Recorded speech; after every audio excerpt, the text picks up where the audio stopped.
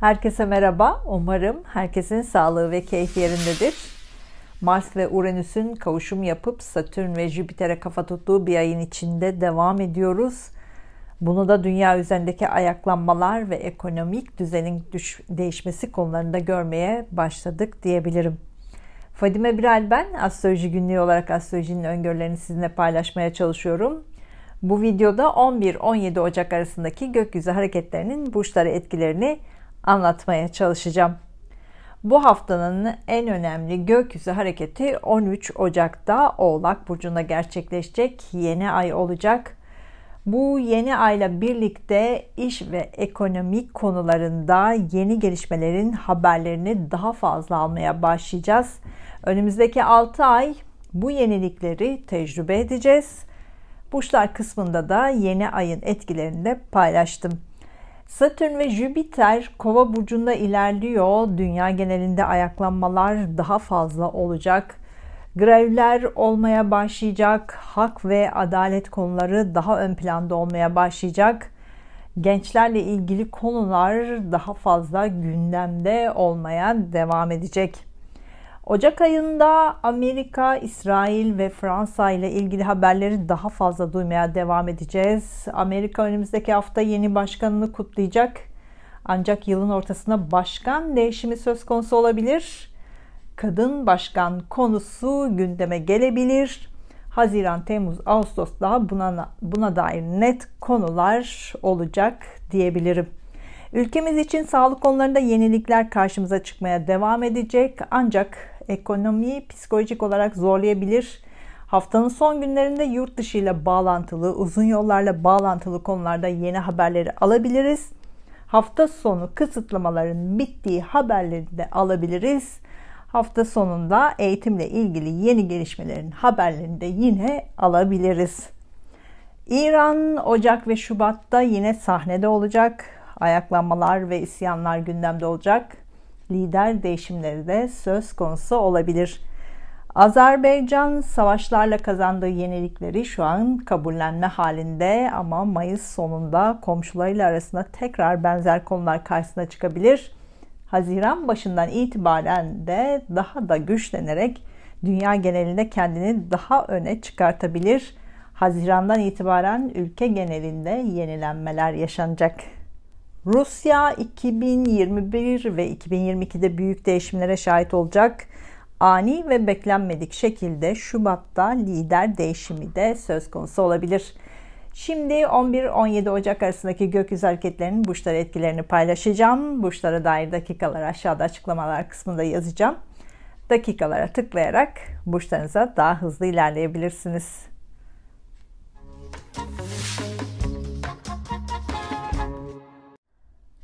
Burcu, yükselen burcu, ay burcu, Mars burcu ve Satürn burcu, Koç burcu olanlar 11-17 Ocak haftası gökyüzü transitlerinin burcunuza etkilerini anlatmaya çalışacağım.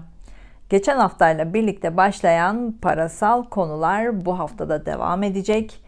Bir yandan yeni parasal kaynaklar yaratmak, bir yandan bunları hızla gündemimize almak zorunda kalacaksınız. Bunları hızla gerçekleştirirken de teknolojik ortamları, teknolojik sistemleri de hayatınızda daha fazla yer vermeye başlayacaksınız. Bu dönemde sosyal mecralar, sosyal alanlar, teknolojik alet ve sistemleri kullanarak yapacağınız her iş size parasal kazançlar sağlayacak. Bu alanlardaki işlerinizde de şanslı bir dönemde olacaksınız. Bu şansı kullanmalısınız. Sosyal mecralardan, dijital platformlardan, sosyal alanlardan sürekli yeni şeyler öğreneceksiniz. Bu öğrendiklerinizi işinizde veya eğitimle ilgili alanlarda kullanırsanız şansınız ve kazancınız daha fazla olacak. Geçen sene ortalarından beri kitaplar, iletişim, basın yayın, pazarlama ve medya ile ilgili alanlarınızda veya işlerinizde kendinize yenilikler katmanız gerektiğini anladınız. Bu yüzden sürekli yeni arayışlar içine girdiniz. Bu yeni araçlarda size yeni kapılar açmaya başladı. Bunu fark etmeli ve bundan hem kendinize hem de iş ve eğitiminize fayda sağlamalısınız. Son aylarda eğitimle ilgili konularda kendinize yenilikler katmanız gerektiğini de anladınız. Eğitim konusunda artık yeni bir çevre, yeni arkadaşlar, yeni eğitim konuları, yeni eğitim alanları gündemimizde olacak. 2022 senesi ortalarına kadar da bu yenilikleri hayatınıza katacaksınız. Bu hafta sosyal mecralarda, sosyal alanlarda, arkadaş ortamlarında çok fazla vakit geçireceksiniz. Bu alanlarda çok fazla görüşmeler yapacaksınız. Bu görüşmelerden çok şey öğreneceksiniz. Bu öğrendiklerinizi kesinlikle kafanızın bir yerlerinde saklayın. Önümüzdeki 2 sene bu konular hep gündemimizde olacak. Şimdiden başlangıçlar yapmanız gerekebilir. Bu hafta işinizden kaynaklı parasal olumlu gelişmeler daha fazla olacak. İşlerinizden beklediğiniz paralar varsa elinize geçecek. İşle ilgili yeni konularda gündeme gelebilir. Yeni iş alanları söz konusu olacak. İşle ilgili başlangıçlar yapacaksınız. Yeni aşk arayanlar iş ve eğitimle ilgili alanlarda yeni aşkı bulabilirsiniz. Aşkta daha mantıklı kararlar vereceksiniz. Aşk konusunda biraz karamsar da olabilirsiniz. Duygusal hayatınızla ilgili kararlar almaktan bu dönemde biraz kaçınmalısınız. Çünkü vereceğiniz kararlar mantıklı kararlar olacaktır. Bu da hata yapmanıza neden olabilir. Kanalıma abone olursanız sevinirim. Danışmanlıkla ilgili bilgi almak için de astrolojigünlüğü@gmail.com adresime mail atabilirsiniz.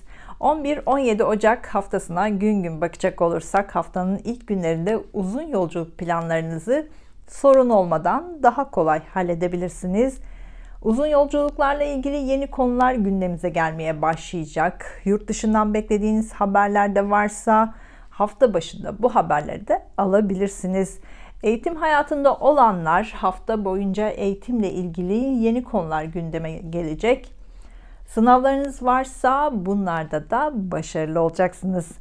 Hafta ortasında işi olanlar yoğun bir tempo içinde olacaksınız. İşle ilgili beklediğiniz yeni haberleri alabilirsiniz. İşinizle ilgili büyük ve beklenmedik bir değişim yaşayabilirsiniz. Son aylarda sürüncemede kalan konularda yeni gelişmeler de karşınıza çıkabilir. İş görüşmeleri için hafta ortasına randevu verebilirsiniz. İşle ilgili enerjiniz yüksek olacak. Yeni işlere daha fazla odaklanabileceksiniz. Haftanın son günlerinde sosyal mecralarda, sosyal alanlarda daha fazla vakit geçirebilirsiniz. Arkadaşlarınızla planlar yapabilirsiniz. Haftanın gerginliğini üzerinizden atabilirsiniz.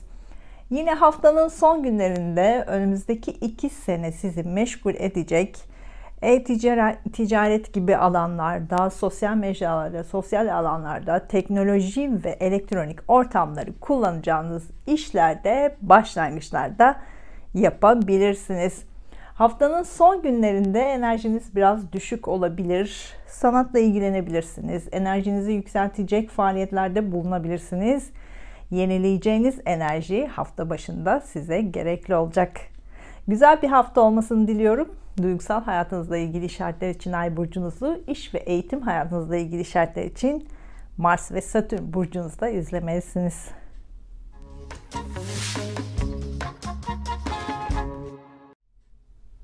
Burcu, yükselen burcu, Ay burcu, Mars burcu ve Satürn burcu, Boğa burcu olanlar 11-17 Ocak haftası gökyüzü transitlerinin burcunuza etkilerini anlatmaya çalışacağım.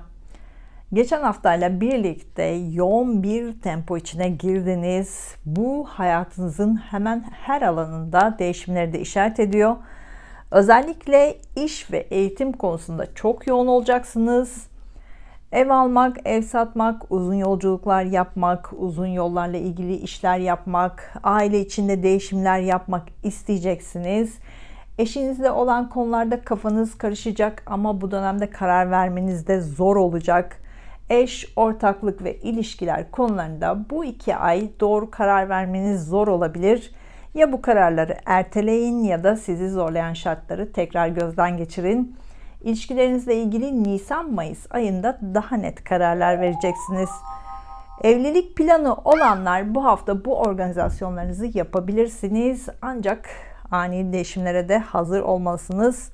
Planlarınızda değişiklikler yapabilirsiniz. Bu hafta iş konusunda çok fazla görüşme yapacaksınız. Bu görüşmelerde sizi zorlayan şartlara karşı sağlam durup mücadele ederseniz Büyük işler başarabilirsiniz, başarıları görebilirsiniz. Eğitimle ilgilenenler bu hafta yeni araştırmalar, yeni konular gündemimize gelecek.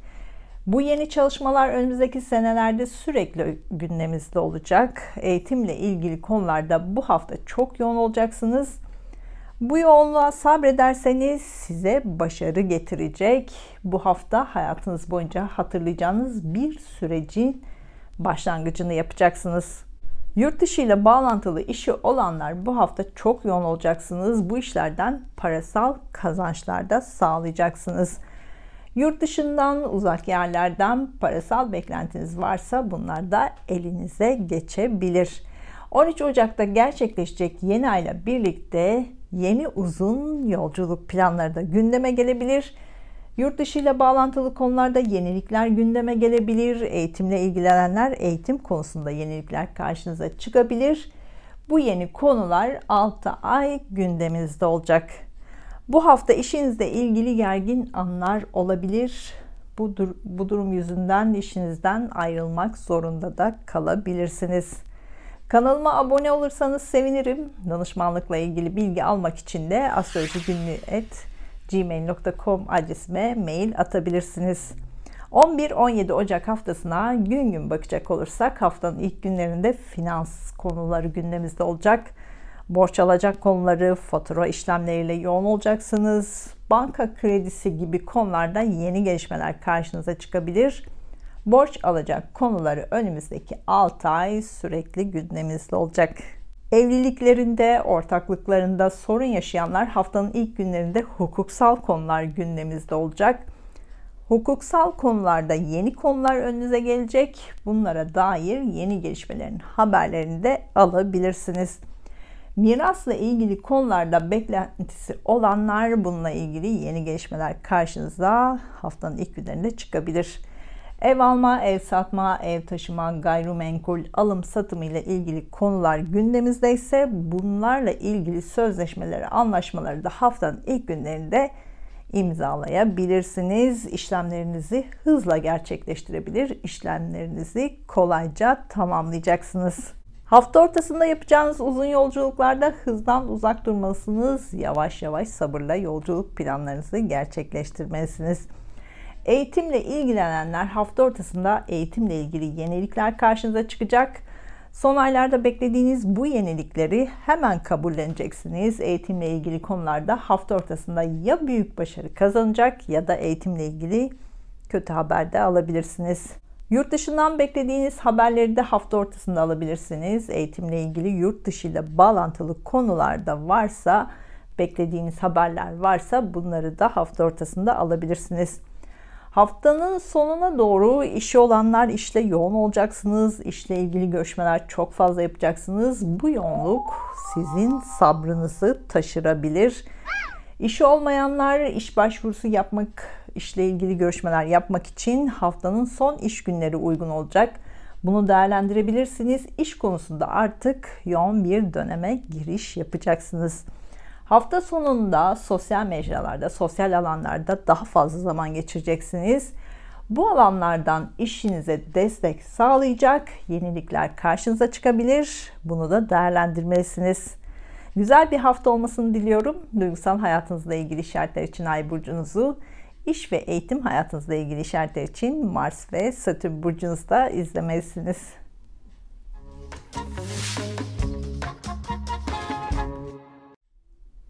Burcu, yükselen burcu, Ay burcu, Mars burcu ve Satürn burcu, İkizler burcu olanlar 11-17 Ocak haftası transitlerinin burcunuza etkilerini anlatmaya çalışacağım.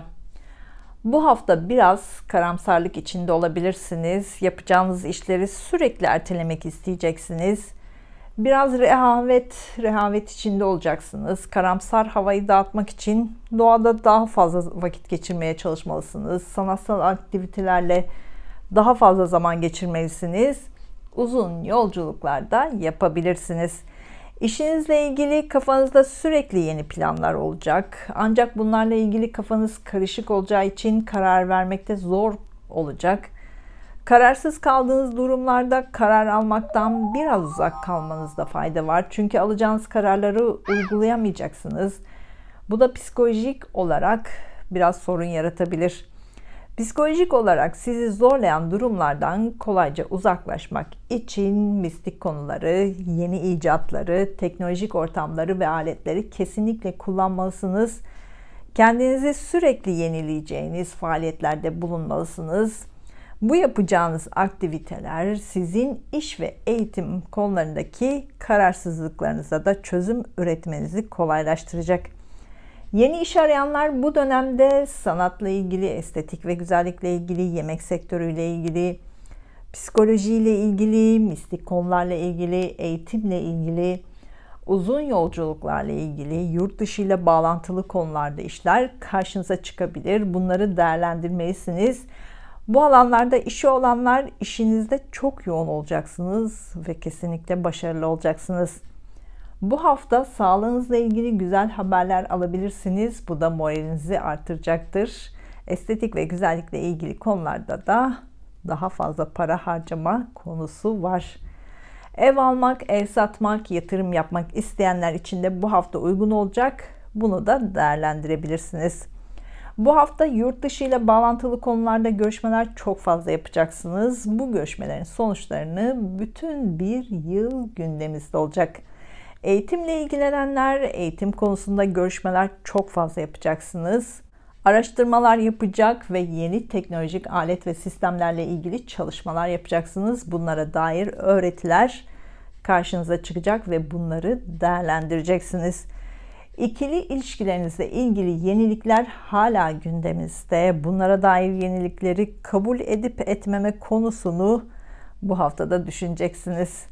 13 Ocak'ta gerçekleşecek yeni ayla birlikte finansal konular sizi zorlayan şartlara çözüm üreteceksiniz. Kredi başlangıcı olabilir, kredi kapaması olabilir, yeni banka işlemleri de karşınıza çıkmaya başlayacak. Miras konuları da gündemimizde ise bunlarla ilgili yeni gelişmeler olacak ve bunlar 6 ay sizi meşgul edecek. Kanalıma abone olursanız sevinirim. Danışmanlıkla ilgili bilgi almak için de astrolojigünlüğü@gmail.com adresime mail atabilirsiniz. 11-17 Ocak haftasına gün gün bakacak olursak haftanın ilk günlerinde ikili görüşmeler çok fazla yapacaksınız.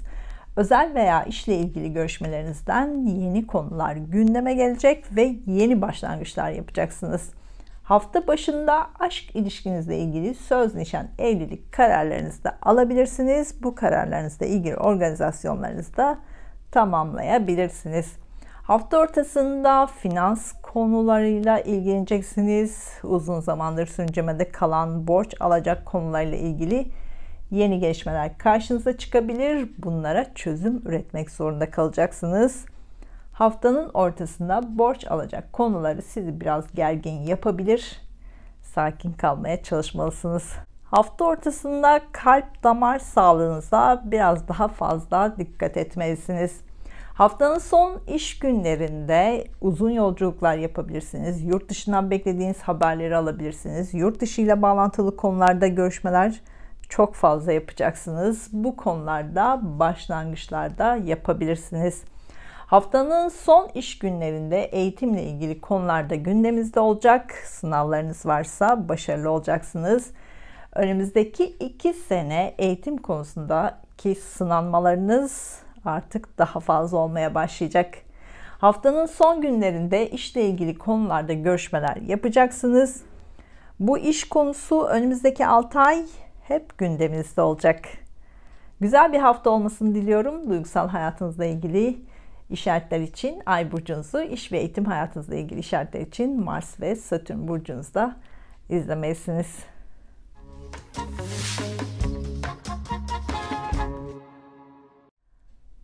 Burcu, yükselen burcu, ay burcu, Mars burcu ve Satürn burcu, yengeç burcu olanlar 11-17 Ocak haftası gökyüzü transitlerinin burcunuza etkilerini anlatmaya çalışacağım. İlişkiler konusu hala gündemimizde. Güzel gelişmeler devam etse de sizin içinizde hala karamsar bir hava var diyebilirim. İlişkilerinizle ilgili bu hafta duygusal zamanlar yaşayacaksınız. Söz, nişan, evlilik planı olanlar bunları gerçekleştireceksiniz. Bu ilişki uzun vadeli bir ilişki olacak. Duygusal hayatınızla ilgili alacağınız kararlarda duygusallıktan çok mantıklı kararlar alacaksınız gibi görünüyor. Bu hafta sosyal mecralarda, sosyal alanlarda daha fazla zaman geçireceksiniz. Bu alanlarda işleriniz varsa çok yoğun olacaksınız. Kendinizi buna hazırlamalısınız. İş arayanlar sosyal mecralarda, sosyal alanlarda, teknolojik alet ve sistemlerin olduğu alanlarda, yemek sektöründe, estetik ve güzellikle ilgili alanlarda, finansla ilgili alanlarda işler karşınıza çıkabilir. Bunları değerlendirmelisiniz. Bu hafta borç alacak konularında görüşmeler çok fazla yapacaksınız. Banka işlemlerinde teknolojik alet ve sistemleri de daha fazla kullanacaksınız. Miras konuları da gündeminizde ise bunlarla ilgili görüşmeleri de bu hafta yapabilirsiniz. Ancak sonuçlarını almanız biraz zaman alabilir. Son aylarda işle ilgili yoğun olanlar bu haftayla birlikte bu yoğunluğun meyvelerini toplamaya başlayacaksınız. İşinizle ilgili parasal konular gündeminizde olacak. Alacak verecek konularını takip edeceksiniz. 13 Ocak'ta gerçekleşecek yeni ayla birlikte yeni bir ilişki başlangıcı söz konusu olabilir. Var olan ilişkinizde yeni bir karar alabilirsiniz. İlişkinizle ilgili söz, nişan, evlilik kararı alabilirsiniz. Sorunlu giden ilişkinizde de bitiş kararı alabilirsiniz. Yeni ayla birlikte işinizle ilgili yeni ortaklık konuları da gündeme gelebilir. Bu konular 6 ay gündeminizde kalacak. Kanalıma abone olursanız sevinirim. Danışmanlıkla ilgili bilgi almak için de astrolojigünlüğü@gmail.com adresime mail atabilirsiniz. 11-17 Ocak haftasına gün gün bakacak olursak haftanın ilk günlerinde sağlığınıza daha fazla özen göstermelisiniz. Sizin veya çevrenizdekilerin sağlık konularında yenilikler gündeme gelecek. Baldır, solunum yolları, el ayakla ilgili konular karşınıza çıkabilir. Sağlık sektöründen, kamu sektöründen, hizmet sektöründen, eğitimle ilgili alanlardan iş başvurusuna cevap bekleyenler bu hafta bu cevapları alıp hafta başında yeni işe başlayabilirler. Bu uzun vadeli bir işin başlangıcı olacak. Hafta ortasında hem iş hem özel hayatınızda hem aile hayatınızda ikili görüşmelerde gergin zamanlar yaşayabilirsiniz. Bu gerginliğin olacağını bilerek daha sakin olmalı, kararlarınızda daha dikkatli olmalısınız. İnatlaşmalarda çok fazla yaşayabilirsiniz. Daha önceden söz, nişan, evlilik planı olanlar bu organizasyonlarınızı hafta ortasında gerçekleştirebilirsiniz. Duygu ve mantık karmaşası yaşayacaksınız. Bu başlangıç uzun vadeli bir ilişki başlangıcı olacak. Evlilik veya ortaklıkla ilgili hukuksal konularda yeni gelişmeler karşınıza çıkacak. Hafta ortasında bu hukuksal konuların tamamlanması da söz konusu olacak. İlişkilerle ilgili hukuksal konularda da yeni gelişmeler karşınıza çıkacak. Haftanın son iş günlerinde harcamalarınızı daha az yapmalısınız. Borç alacak konularıyla ilgili görüşmeler yapabilirsiniz. Borç alacak banka işlemleriyle ilgili yeni gelişmeler de karşınıza çıkacak. Haftanın son günlerinde uzun yolculuklar yapabilirsiniz. Uzun yollarla ilgili yeni gelişmeler de karşınıza çıkacak. Uzun yol planları yapmaya da başlayabilirsiniz. Eğitimle ilgilenenler hafta sonunda yeni konular gündemimize gelecek. Güzel bir hafta olmasını diliyorum. Duygusal hayatınızla ilgili işaretler için Ay burcunuzu, iş ve eğitim hayatınızla ilgili işaretler için Mars ve Satürn burcunuzda izlemelisiniz.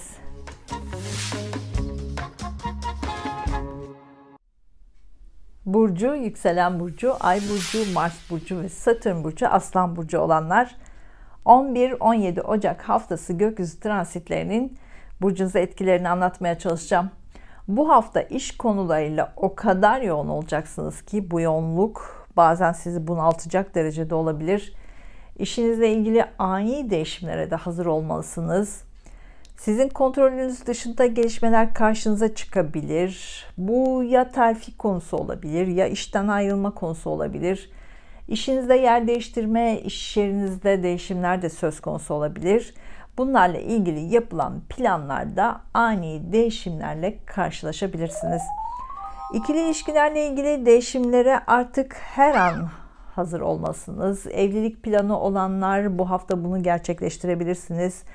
Bu hafta duygusal hayatınızla ve ilişkinizle ilgili ani değişimler hep gündemimizde olacak.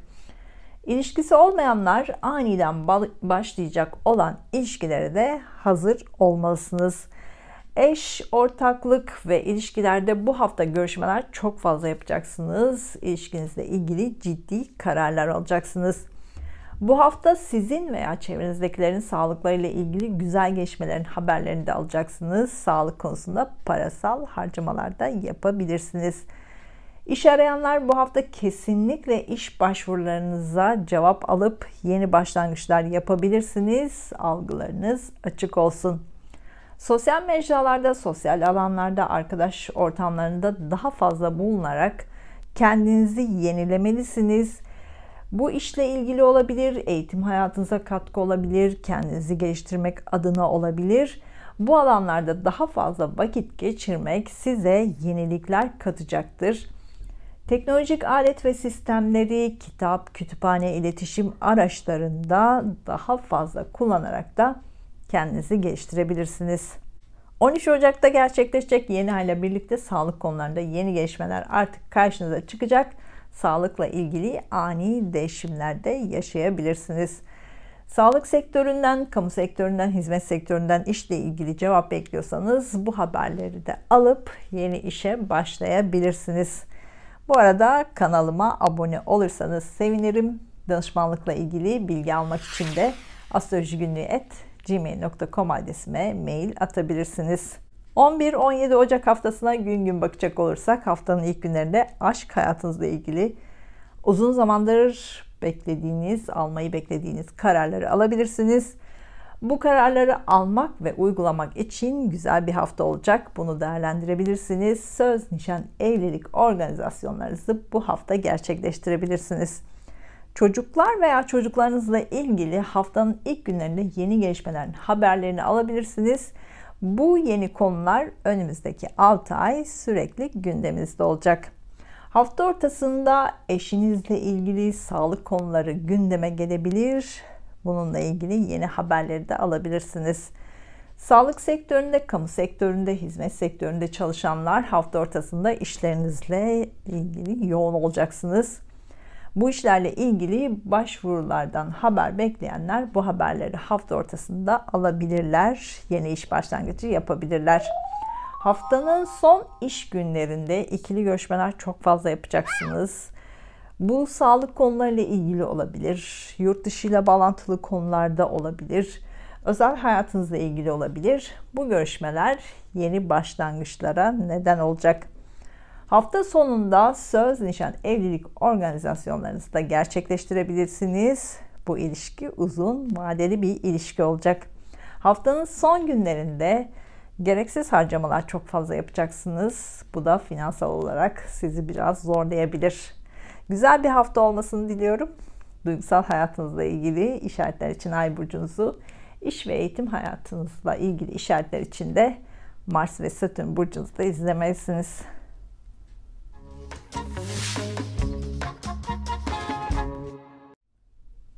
Burcu, yükselen burcu, ay burcu, Mars burcu ve Satürn burcu, Başak burcu olanlar 11-17 Ocak haftası gökyüzü transitlerinin burcunuza etkilerini anlatmaya çalışacağım.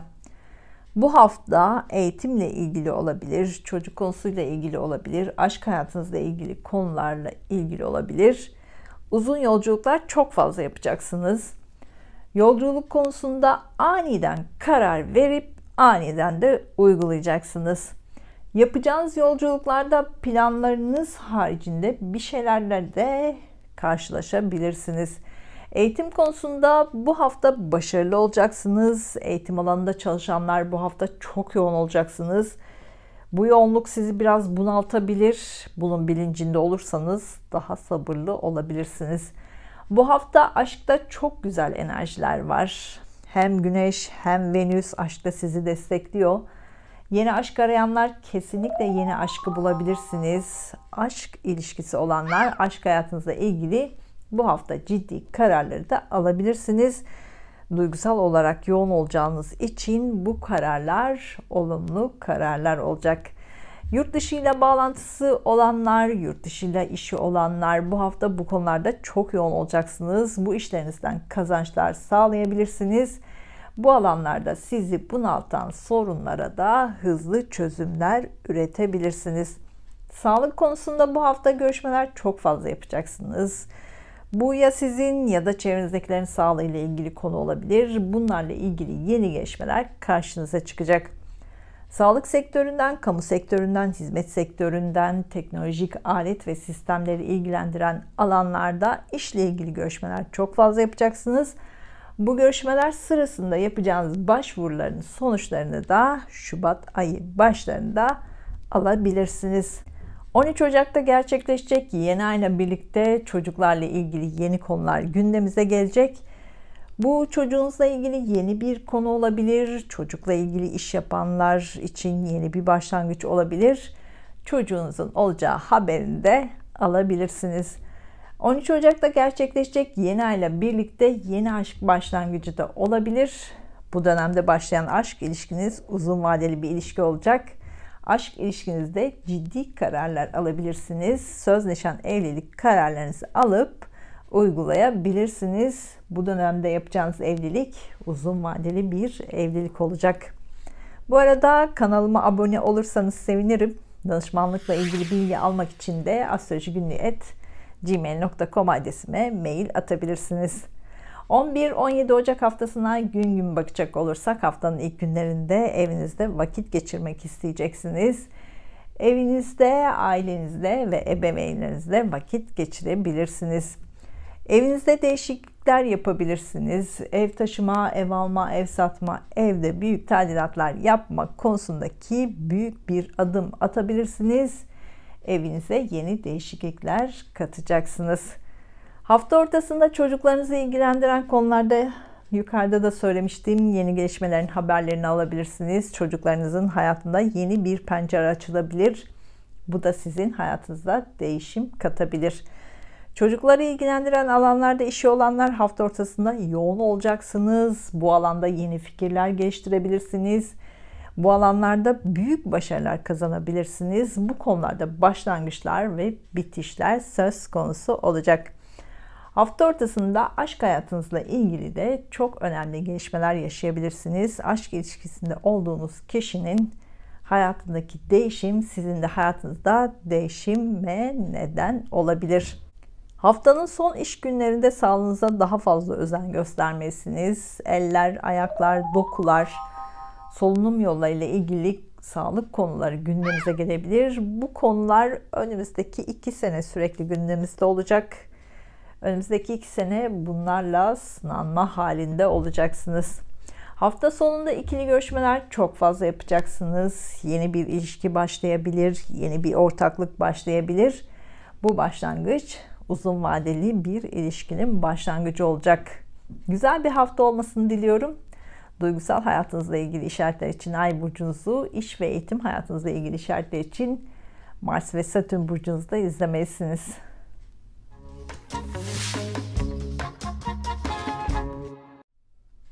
Burcu, yükselen burcu, Ay burcu, Mars burcu ve Satürn burcu, Terazi burcu olanlar 11-17 Ocak haftası gökyüzü transitlerinin burcunuza etkilerini anlatmaya çalışacağım.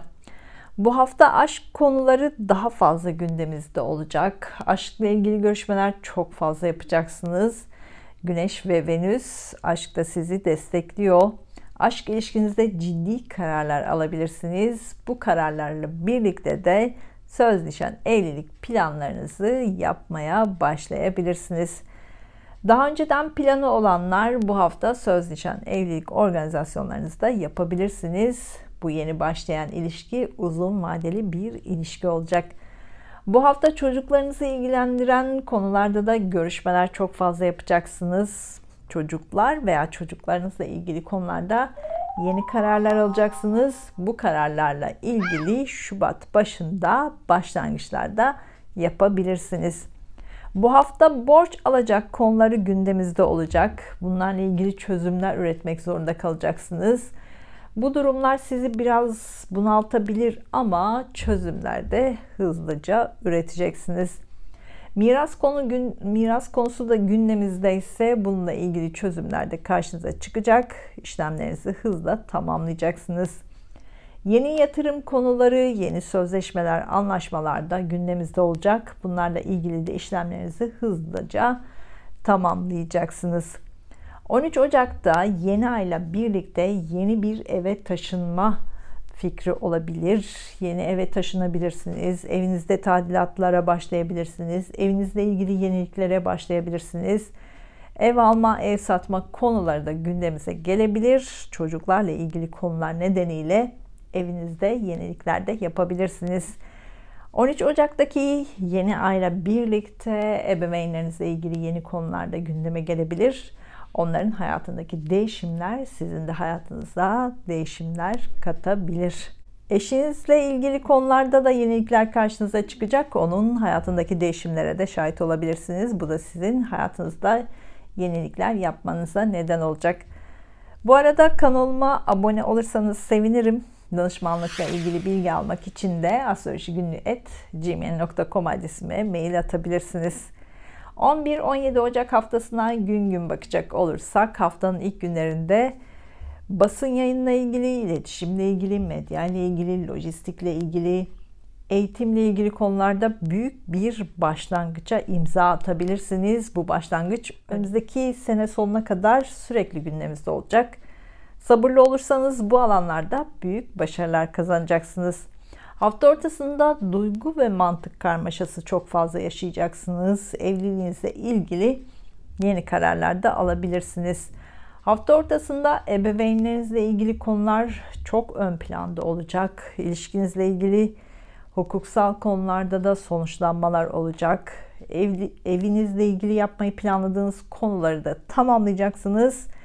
Bu 2 gün bitişler ve başlangıçlar yaşayacaksınız. Haftanın son iş günlerinde aşk ilişkinizde net kararlar alacaksınız. Ya ilişkinizi bitirecek ya da ilişkinizle ilgili ciddi kararlar alacaksınız. Bu kararlar önümüzdeki 2 sene sürekli gündeminizde olacak. Haftanın son iş günlerinde çocukları ilgilendiren yeni konularda gündemimize gelecek. Önümüzdeki 2 sene çocuklarla ilgili değişimler sizin de hayatınıza değişimler katacak. Hafta sonunda sağlığınıza daha fazla özen göstermelisiniz. Psikolojinize ve sağlığınıza iyi gelecek konulara odaklanmalısınız. Güzel bir hafta olmasını diliyorum. Duygusal hayatınızla ilgili işaretler için Ay burcunuzu, iş ve eğitim hayatınızla ilgili işaretler için Mars ve Satürn burcunuzda izlemelisiniz.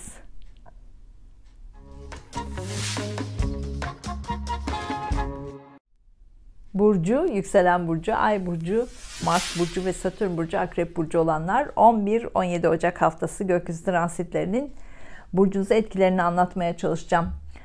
Bu hafta ikili görüşmeler çok fazla yapacaksınız. Bu görüşmeler bazen sizi yorabilir, sizi biraz gergin yapabilir. Bu görüşmelerden güzel haberler de alabilirsiniz. İlişkilerinizde yeni başlangıçlar da bu hafta yapacaksınız. Söz, nişan, evlilik planı olanlar bu hafta bu organizasyonlarınızı yapabilirsiniz. Bu organizasyonlarınızda ani değişimler de olabilir. Buna da hazır olmalısınız. Ani değişimler olması halinde hızla çözümler üretecek, sorun olmadan organizasyonunuzu tamamlayacaksınız. Son aylarda ilişkinizle ilgili kafanızda bazı sorular oluştuysa bu haftayla birlikte bu sorulara cevaplar aramaya başlayacaksınız. Bu hafta kardeşlerinizin duygusal hayatıyla ilgili de güzel gelişmelere şahit olacaksınız. Onların yanında olacaksınız.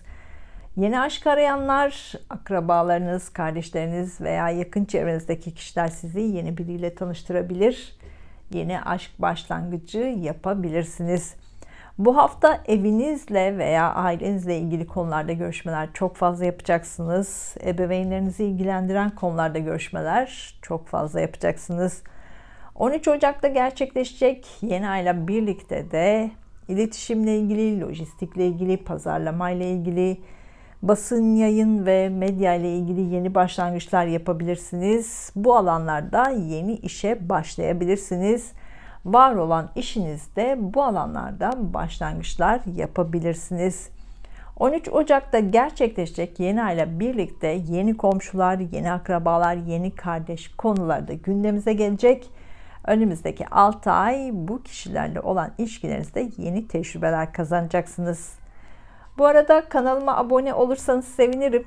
Danışmanlıkla ilgili bilgi almak için de astrolojigünlüğü@gmail.com adresime de mail atabilirsiniz. 11-17 Ocak haftasına gün gün bakacak olursak haftanın ilk günlerinde işinizden kaynaklı parasal olumlu gelişmelerde yaşayacaksınız. Haftanın ilk günlerinde yeni parasal konular gündemimize gelecek. Para kazanmakla ilgili yeni gelişmeler karşınıza çıkacak. Yeni başlangıçlar da yapabilirsiniz. Hafta başında mistik konularla daha fazla zaman geçirebilirsiniz. Bunlarla ilgili projeleriniz varsa başlangıçlar yapabilirsiniz. Hafta ortasında kardeşlerinizle, komşularınızla, yakın çevrenizdeki kişilerle ilişkilerinizde biraz gergin durumlar olabilir. Daha sakin olmalısınız. Bu 2 gün özellikle görüşmelerinizde daha sakin kalmalısınız. Hafta ortasında akrabalarınız veya yakın çevrenizdeki kişilerin hayatındaki değişimler sizin de hayatınıza değişim katabilir. Haftanın son iş günlerinde evinizde vakit geçirmek isteyeceksiniz. Evinizde, ailenizle vakit geçirmek için planlar yapabilirsiniz. Ebeveynlerinizle vakit geçirmek için de planlar yapabilirsiniz. Haftanın son iş günlerinde ev taşıma, evde tadilatlar yapma, ev değişikliği konularında köklü değişimler yapabilir ya da bu konularda değişimleri başlatabilirsiniz. Haftanın son iş günlerinde ebeveynlerinizle ilgili konularda da yenilikler karşınıza çıkacak. Hafta sonunda aşk hayatınızda yeni gelişmeler olacak. Yeni aşk başlangıcı olabilir. Aşk ilişkinizde yeni kararlar alabilirsiniz. Hafta sonunda çocuk veya çocuklarınızla ilgili yeni konularda gündemimize gelecek. Bu yenilikler sizin de hayatınıza yenilikler katacak. Güzel bir hafta olmasını diliyorum. Duygusal hayatınızla ilgili işaretler için Ay burcunuzu, iş ve eğitim hayatınızla ilgili işaretler için Mars ve Satürn burcunuzda izlemelisiniz.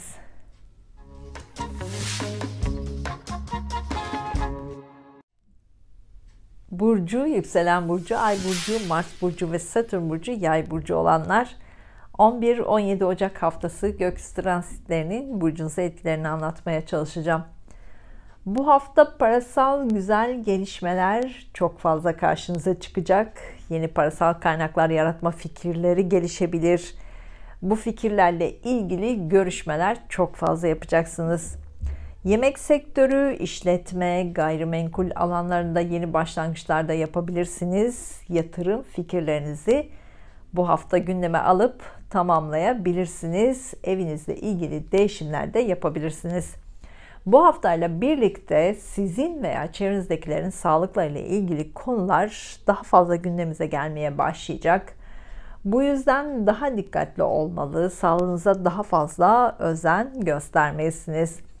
İşi olmayanlar sağlık sektöründen, kamu sektöründen, eğitimle ilgili alanlardan, hizmet sektöründen, basın yayıyla ilgili, iletişimle ilgili, medya ile ilgili, pazarlamayla ilgili, lojistikle ilgili konularda yeni iş fırsatları karşınıza çıkabilir.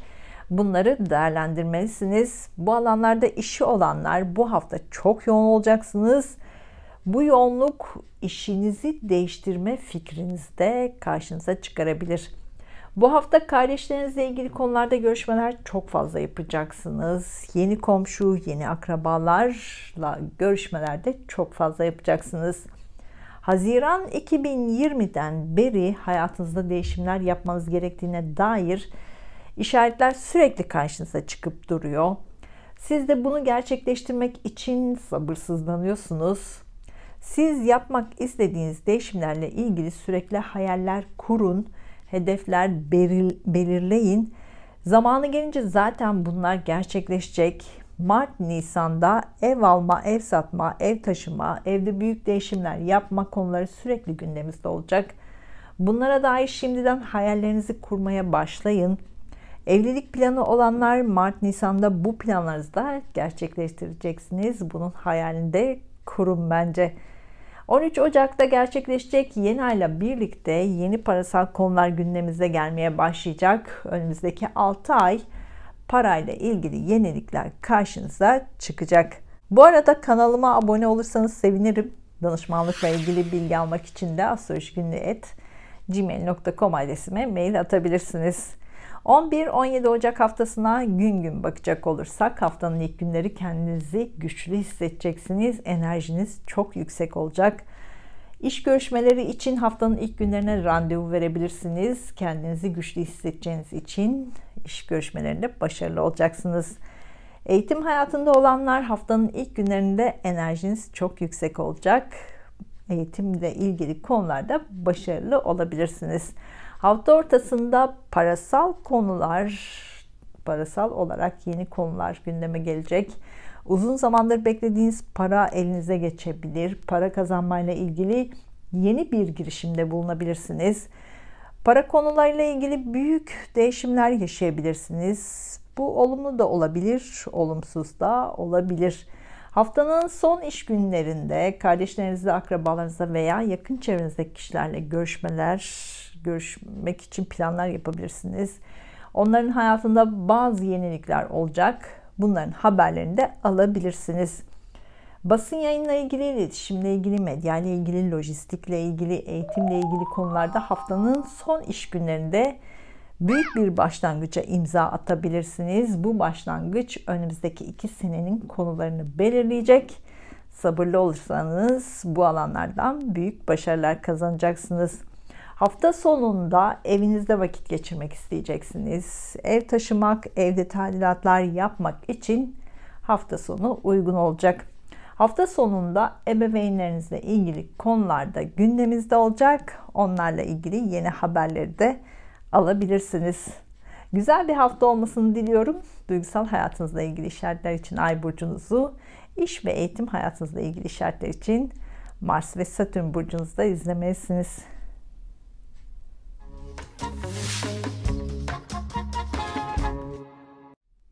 Burcu, yükselen burcu, Ay burcu, Mars burcu ve Satürn burcu, Oğlak burcu olanlar 11-17 Ocak haftası gökyüzü transitlerinin burcunuza etkilerini anlatmaya çalışacağım. Güneş hala burcunuzda ve bu da size enerji vermeye devam ediyor. Bu hafta burcunuzda gerçekleşecek yeni ayla birlikte de yenilenmeye başlayacaksınız. Geçen 2 senenin izlerini artık yavaş yavaş iyileştirmeye başlayacaksınız. Evren bu konuda size destek de veriyor. Haziran 2020'den beri mistik konularla, dinsel öğretilerle, psikolojik güçlerle ilgilenerek geçen 2 sene yaşadıklarınızı daha iyi anlayabilir, onlardan çıkartmanız gereken dersleri daha iyi algılayabilirsiniz. Bu da psikolojik olarak kendinizi yenilemenizi sağlayacaktır. Bu hafta aşkta güzel enerjiler çok fazla. Bunu değerlendirebilirsiniz. Yeni aşk başlangıcı olabilir. Aşk ilişkinizde yeni kararlar olabilir ve uygulayabilirsiniz. Söz, nişan, evlilik organizasyonlarınızı bu hafta tamamlayabilirsiniz. Bu başlangıç uzun vadeli bir ilişki başlangıcı olacak. 13 Ocak'ta burcunuzda, Oğlak burcunda gerçekleşecek yeni ayla birlikte artık yenilenmeye başlayacaksınız. Yeni aşk, yeni ev, yeni parasal konular, yeni çocuk, yeni iş konuları gündemimize gelmeye başlayacak. Bu haftayla birlikte çocuk konusuyla daha fazla meşgul olacaksınız. Çocuklar veya çocuklarınızla ilgili konular hem sizi meşgul edecek hem de biraz zorlanmanıza neden olacak. Çocuklarla ilgili konularda işler yapanlar bu hafta bunlarla ilgili çok yoğun olacaksınız. Bu işlerden parasal kazanımlar da sağlayabilirsiniz. Görsel sanatlarla ilgilenenler, topluluk önünde olanlar bu haftayla birlikte medyada daha fazla ön planda olmaya başlayacaksınız. Bu hafta parasal konularla ilgili görüşmeler çok fazla yapacaksınız. Olumlu para konuları karşınıza çıkacak. Yeni yatırım konuları da gündeme gelebilir. Ufak ufak da olsa para gelişleri bu hafta hep olacak. Bu arada kanalıma abone olursanız sevinirim. Danışmanlıkla ilgili bilgi almak için de astrolojigünlüğü@gmail.com adresime mail atabilirsiniz. 11-17 Ocak haftasına gün gün bakacak olursak haftanın ilk günlerinde içsel enerjinizi yenilemek isteyeceksiniz. Meditasyon yapabilir, mistik konularla ilgilenebilirsiniz. Psikolojinizi yenileyecek ortamlar yaratmanızda fayda var. Hafta başıyla birlikte psikolojinizi yenilemek için yeni sistemler öğrenmeye başlayacaksınız. Hafta ortasında enerjiniz çok yüksek olacak. İş görüşmeleri, ilişkilerinizle ilgili görüşmeler için hafta ortasına randevu verebilirsiniz. Hafta ortasında yeni bir süreci başlatacaksınız. Söz, nişan, evlilik planı olanlar hafta ortasında bu organizasyonlarınızı da tamamlayabilirsiniz. Haftanın son iş günlerinde parasal olarak güzel gelişmeler karşınıza çıkacak. Uzun zamandır beklediğiniz parayla ilgili haberi alabilirsiniz. Bu para elinize de geçebilir. Haftanın son iş günlerinde para kazanma ve yatırım yapma konusunda yeni fikirler de oluşabilir. Bu fikirler önümüzdeki 2 sene sürekli gündemimizde olacak. Hafta sonunda kardeşlerinize, akrabalarınıza vakit geçirmek için de planlar yapabilirsiniz. Onların hayatındaki yeni haberleri de alabilirsiniz. Güzel bir hafta olmasını diliyorum. Duygusal hayatınızla ilgili işaretler için Ay burcunuzu, iş ve eğitim hayatınızla ilgili işaretler için Mars ve Satürn burcunuzu da izlemelisiniz.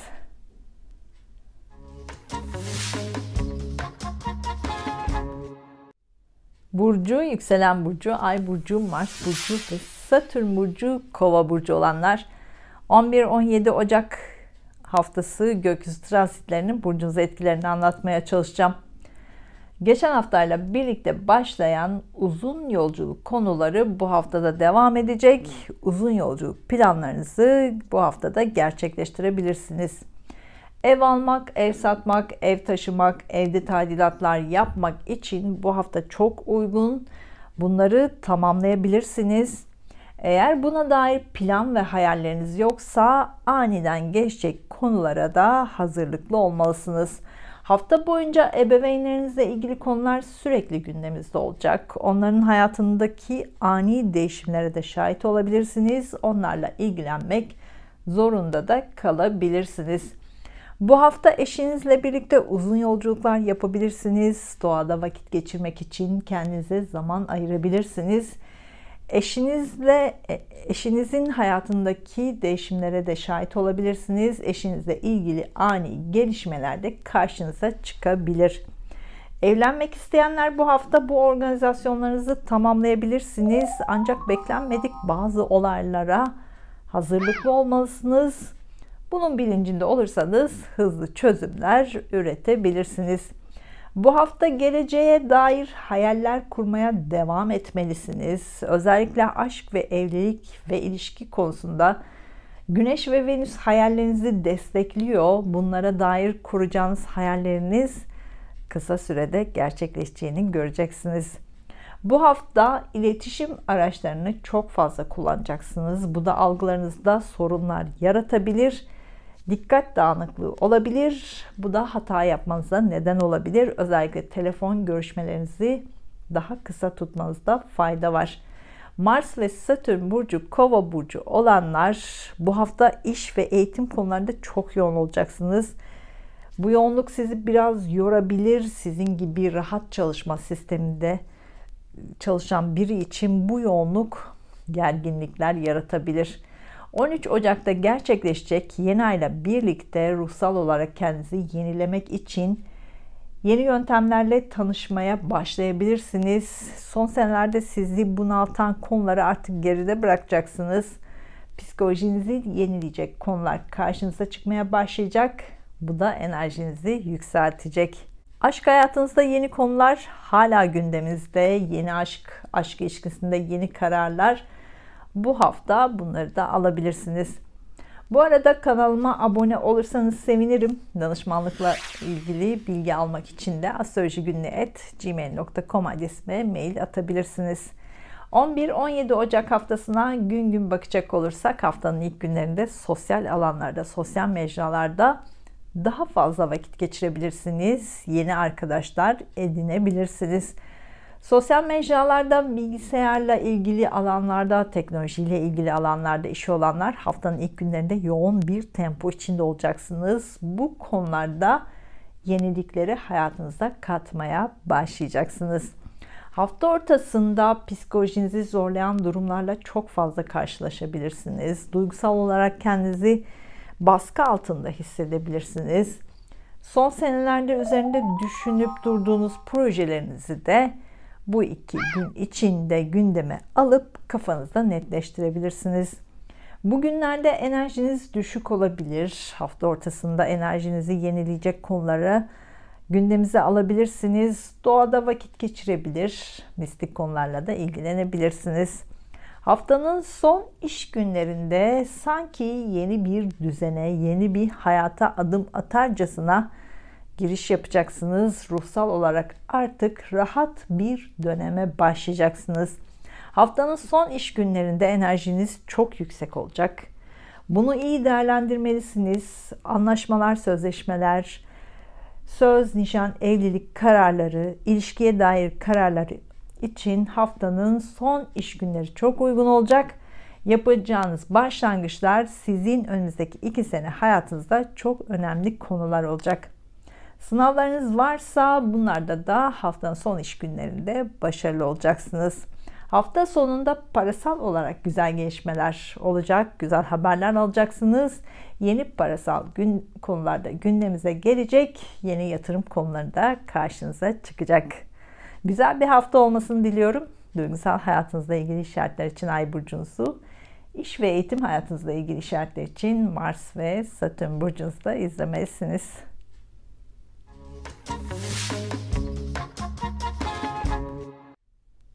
Burcu, yükselen burcu, ay burcu, Mars burcu ve Satürn burcu, balık burcu olanlar 11-17 Ocak haftası gökyüzü transitlerinin burcunuza etkilerini anlatmaya çalışacağım. Bu hafta sosyal mecralarda, sosyal alanlarda daha fazla vakit geçireceksiniz. Yeni arkadaşlar edinebilirsiniz. Bu alanlarda daha ön planda olacaksınız. Topluluk önünde daha fazla bulunacak ve bundan fayda sağlayacaksınız. Yeni aşk arayanlar sosyal mecralarda, arkadaş ortamlarında yeni biriyle tanışabilirler. Arkadaşlarınız sizi yeni biriyle tanıştırabilir. Bu tanışma sonunda başlayacak olan ilişki uzun vadeli bir ilişki olacak. 13 Ocak'ta gerçekleşecek yeni ayla birlikte e-ticaret gibi teknolojik sistem ve ortamlarla ilgili yeni çalışmaları başlatabilirsiniz. Bu sizin için yeni bir alan olabilir. Bu uzun vadeli bir proje olacak ve kazançlı olacaksınız. İşi olmayanlar iletişimle ilgili, basın yayınla ilgili, lojistikle ilgili, pazarlamayla ilgili, medya ile ilgili konularda işler karşınıza çıkabilir. Bu işleri değerlendirmelisiniz. Bu alanlarda işi olanlar bu hafta çok yoğun bir tempoda çalışacaksınız. Şimdiden kendinizi buna hazırlamalısınız. Bu hafta kardeşleriniz, akrabalarınız veya yakın çevrenizdeki kişilerle ilişkilerinizde biraz gergin durumlar söz konusu olabilir. Daha sakin olmaya dikkat etmelisiniz. Sanatla ilgilenenler, mistik konularla ilgilenenler, psikolojik konularla ilgilenenler bu hafta bu konularda görüşmeler çok fazla yapacaksınız. Bu işle ilgili olabilir, kendinizi geliştireceğiniz bir konuyla ilgili olabilir. Bu görüşmeler sonunda kendinizi daha iyi hissedeceksiniz. Evinizi değiştirmek, yeni eve taşınmak, evde tadilatlar yapmak isteyenler buna dair planlarınızı yapabilir. Hayallerinizi kurarsanız Mart ve Nisan aylarında bunları gerçekleştirebilirsiniz. Bu arada kanalıma abone olursanız sevinirim. Danışmanlıkla ilgili bilgi almak için de astrolojigünlü@gmail.com adresime mail atabilirsiniz. 11-17 Ocak haftasına gün gün bakacak olursak haftanın ilk günlerinde işle ilgili yoğun olacaksınız. İşle ilgili yeni gelişmeler karşınıza çıkacak. İşle ilgili ikili görüşmeler çok fazla yapacaksınız. Eğitim hayatında olanlar hafta başında yeni bir dönem başlayacak. Hafta ortasında arkadaşlarınızın hayatında değişimlere şahit olabilirsiniz. Arkadaşlarınızla ilgili net kararlar alabilirsiniz. Arkadaşlarınızın hayatındaki yeniliklere de şahit olabilirsiniz. Sosyal mecralarda, sosyal alanlarda işi olanlar bu alanlardaki işlerinizde hafta ortasında büyük başarıyı da yakalayabilirsiniz. Bu alanlardaki bazı gizli kapaklı konular da ortaya çıkabilir. Bu da işinizle ilgili değişimlere de neden olabilir. Haftanın son iş günlerinde psikolojik olarak biraz gergin olabilirsiniz. Kendi içinize çekilmek, enerjinizi yenilemek isteyeceksiniz. Doğada vakit geçirerek, uzun yolculuklar yaparak enerjinizi yenileyebilirsiniz.